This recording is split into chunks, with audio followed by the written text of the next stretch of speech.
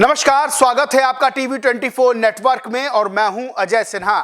महाराष्ट्र के नासिक में जो अवैध धर्मांतरण का मामला आया है वो अपने आप में चौंकाने वाला है। किस तरह से मल्टीनेशनल कंपनी के बीपीओ में पूरा रैकेट चल रहा था, किस तरह से हिंदू युवतियों को शिकार बनाया जा रहा था, उन्हें अवैध धर्मांतरण की आग में झोंका जा रहा था, किस तरह से नमाज पढ़ने के लिए, बीफ खाने के लिए उनको मजबूर किया जा रहा था। ये जो पूरा खुलासा हुआ है ये बहुत चौंकाने वाला है। यानी कि अब दाढ़ी और टोपी नहीं बल्कि बीपीओ, जहां बड़े बड़े पढ़े लिखे लोग काम करते हैं, वहां पूरा रैकेट चलाया जा रहा था और कोट टाई पहनने वाले टीम लीडर्स ये हिंदू युवतियों को शिकार बना रहे थे। एक दो मामले नहीं बल्कि 9 मामले दर्ज हुए हैं और यह पुलिस ने माना है कि 50 से ज्यादा लड़कियां इस मामले में शिकार हो सकती हैं। आपको बताऊंगा कि कैसे इस मामले का खुलासा हुआ। वो पुलिस ने तारीफे काबिल काम किया है और अब हिंदू चुप नहीं बैठ रहा है। उस कंपनी के बाहर हिंदुओं ने हल्ला बोल कर दिया है। इस मामले में पुलिस ने एचआर हेड समेत 7 लोगों को गिरफ्तार किया है और वहां से कोर्ट ने उन्हें जेल भेज दिया है। यह पूरा मामला महाराष्ट्र के नासिक का है, जहां मल्टीनेशनल कंपनी के बीपीओ सेंटर में काम करने वाले 6 टीम लीडर्स, जिनका नाम आसिफ अंसारी, शफी शेख, शाहरुख कुरैशी, रजा मेनन, तौसीफ अख्तर, ये नाम टीम लीडर्स के हैं जो अवैध धर्मांतरण करवा रहे थे। जब पीड़ितों ने एचआर हेड से शिकायत की तब एचआर हेड ने भी टाल दिया कि ये कोई बड़ी बात नहीं है। अब एचआर हेड के खिलाफ भी मामला दर्ज हुआ है। इस मामले में पुलिस ने 6 आरोपियों को गिरफ्तार किया है। आपको बताएं कि इस पूरे मामले में छेड़छाड़, रेप और धार्मिक भावनाओं को ठेस पहुंचाने का केस दर्ज किया गया है। सबसे बड़ी बात यह है कि पुलिस ने बाकायदा व्हाट्सएप नंबर जारी किया है कि जो पीड़ित हैं वो निडर होके, बिना डरे कॉल करके बता सकती हैं कि उनके साथ क्या गलत हुआ है। सबसे बड़ी बात यह है कि इस मामले में महिला पुलिस ने बेशक बेहतरीन काम किया है। आपको बताएं कि इस मामले में अब हिंदू संगठन हल्ला बोल कर रहे हैं। सीधे तौर पर उन्होंने उस कंपनी के बाहर जमकर प्रदर्शन किया है।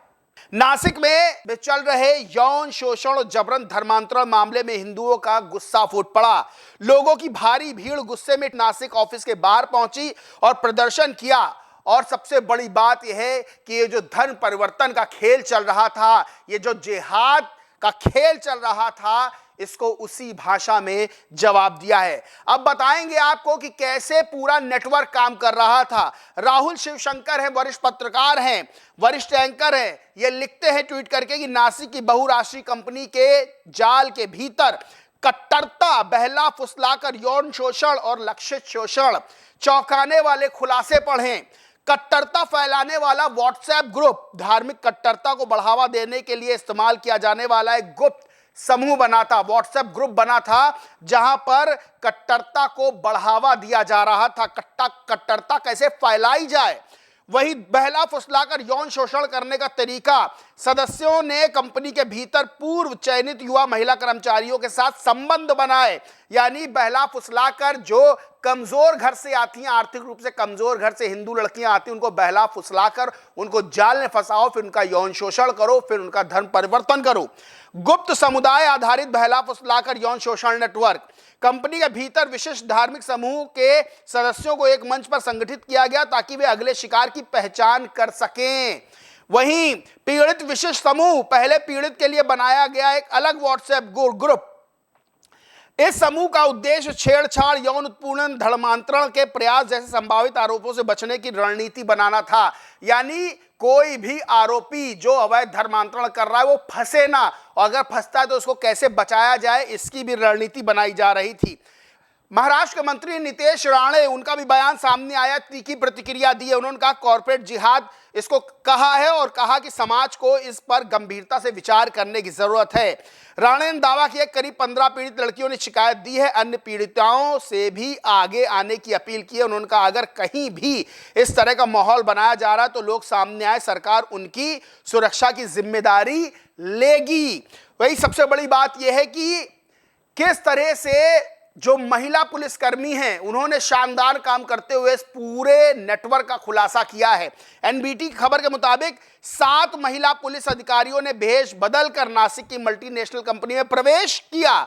उन्होंने यौन उत्पीड़न के एक मामले में मुख्य आरोपी को महिला कर्मचारियों के साथ अनुचित व्यवहार करते हुए रंगे हाथ पकड़ा। इस खुलासे के बाद कई गिरफ्तारियां हुई हैं। जब यह महिला अधिकारी कंपनी के अंदर चल रही एक मीटिंग पहुंची तो आरोपी महिलाओं के साथ दुर्व्यवहार और अनुचित व्यवहार करते हुए रंगे हाथ पकड़ा गया। पुलिस आरोपी के खिलाफ ठोस सबूत जुटाने के लिए 40 से अधिक सीसीटीवी फुटेज क्लिप्स की जांच कर रही है। यानी यह मामला जो नासिक सामने आया है यह अपने आप में चौंकाने वाला है।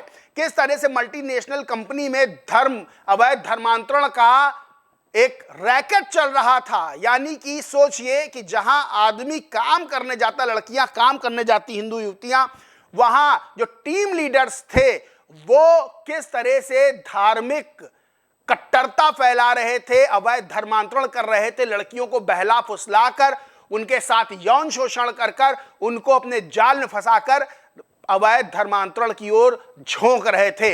यह मामला अब पूरे देश में छाया हुआ है। इस मामले पर चर्चा हो रही है और लोग सवाल खड़े कर रहे हैं कि अब वो लोग क्यों चुप हैं जो अवैध धर्मांतरण, लव जिहाद जैसे मामलों को गलत बताते हैं और कहते हैं कि ऐसा कुछ नहीं होता। उन लोगों को चुप्पी तोड़नी चाहिए और देखना चाहिए कि नासिक में बीपीओ में, मल्टीनेशनल कंपनी के बीपीओ में आखिर हो क्या रहा था। इस पूरे मामले पर आप क्या सोचते मानते कमेंट करके जरूर बताएं। वीडियो अच्छा लगा तो लाइक करें, शेयर करें और चैनल को सब्सक्राइब नहीं किया तो सब्सक्राइब करके बेल आइकन जरूर दबा लें। धन्यवाद।